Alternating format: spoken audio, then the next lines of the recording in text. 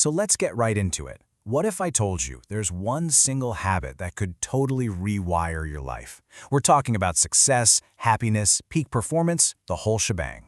Well, that's the massive promise at the heart of Robin Sharma's The 5 a.m. Club, and today we're going to unpack its story and its powerful formula. Our story starts at absolute rock bottom.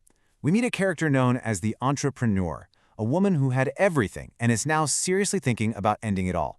And this question she's asking herself, it's not just for drama. It's the raw, desperate place where her incredible transformation is about to begin. I mean, just look at this contrast. On one side, she was this celebrated titan of industry, a leader who built an amazing company right from her dorm room. And now, she's been blindsided, betrayed, and is about to lose it all. That kind of fall from grace, it's brutal, and it has pushed her right to the edge. So there she is at her absolute lowest, and she spots it. A ticket.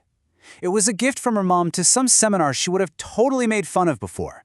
But with nothing left to lose, this one little piece of paper suddenly becomes a lifeline. It's her last desperate shot at finding some hope. At this conference, she's listening to a guy called the Spellbinder. He's this legendary speaker, and his words just electrify the whole stadium. He's not giving some boring productivity talk. No, he's talking about becoming a legend, about unleashing your greatness. And that message, it hits home. Big time. And then, right in the middle of his speech, disaster. The Spellbinder just collapses. The whole place erupts into chaos. But in all that confusion, two people find each other. Our desperate entrepreneur and a frustrated artist who is also there looking for some kind of answer. So as they're trying to process what just happened, this guy walks up to them. And he looks, homeless. His hair is a mess, his clothes are torn. Let's just say his first impression wasn't exactly great. But then he opens his mouth, and what comes out is just poetry. The guy speaks with this incredible wisdom. He's talking about art and philosophy in a way that just completely doesn't match how he looks. There's this total disconnect. And just when they think things can't get any weirder, they see it. On the wrist of this guy who looks like a vagabond is a watch that's easily worth $100,000. Okay, now nothing makes any sense. The man finally introduces himself. His name is Stone Riley, and he's a billionaire. The Spellbinder, the guy who collapsed, that's his mentor. And everything he has, all his success, is because of the exact lessons they just heard. He drives home this key point. You don't wait for great things to happen. You make them happen. So Riley sees their potential and their pain, and he makes them this crazy offer. Come with me, and I'll teach you everything. And this is where the story pivots. We're about to dive into the core philosophy of the book, the history maker's mindset. Riley's first big lesson is that peak performance isn't just about your psychology, your mindset. To be truly world-class, you have to master what he calls 4 inner empires. That includes your emotional life, or heart set, your physical health set, and your spiritual side, your soul set. It's a whole system. You got to work on all 4. Then he introduces this brilliant concept, capitalization IQ. The idea is, it's not about how much talent you're born with, it's about how much of that talent you actually use. Think about it. So many people have genius-level gifts but get average results because they just let that potential go to waste. So to build up those inner empires, he lays out 4 key things to focus on. First, you got to max out that capitalization IQ. Second, you have to be ruthless about getting rid of distractions. Third, commit to practicing and getting better every single day. And fourth, understand that small daily wins stack up over time to create a truly legendary life. Okay, so the philosophy sounds great, right? But what do you actually do? How do you put it into practice? Well, the answer is in the single most important habit of the whole book, the 20-20-20 formula. The hour between 5 a.m. and 6 a.m. is what he calls the victory hour. I love that.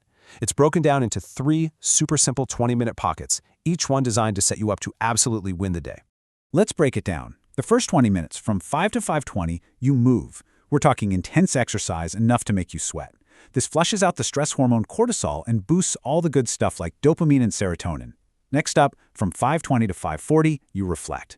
This is your quiet time to journal, meditate, or plan your day. It creates clarity and gratitude. And the final 20 minutes, from 5:40 to 6 o'clock, you grow.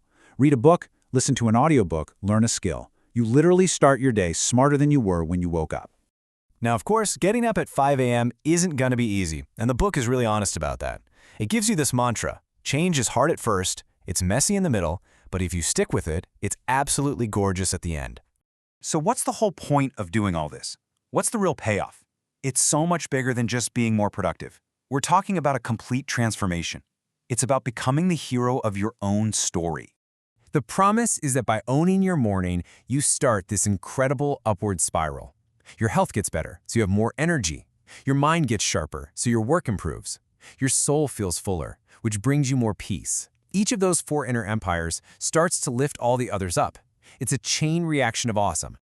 The Spellbinder's words really drive this home. The battle for your day, for your life, isn't won at lunchtime. It's won or lost in that first hour. That quiet, focused time before the rest of the world wakes up. That's where heroes are made. And this gets to the real purpose, you know? This isn't just a life hack for efficiency. It's about seeing your life as this splendid torch. It's about living so fully and with so much purpose that you get to the end completely used up, having burned as brightly as you possibly could. So what happened to our 2 main characters? Well, they did it. The entrepreneur reclaimed her company and her passion. The artist finally unlocked his genius. Their lives were completely turned around, not by some magic bullet, but by the simple, day-in, day-out discipline of waking up at 5 a.m. and winning that first hour. So if you take one thing away from this whole story, let it be this. Your morning routine isn't just a routine. It's a ritual that sets the entire trajectory for your day. And since your life is just a collection of your days, well, you get the picture. And that leaves us with a really powerful personal challenge. If the way you start your day truly determines your destiny, then the only question left to ask yourself is, how are you going to begin tomorrow?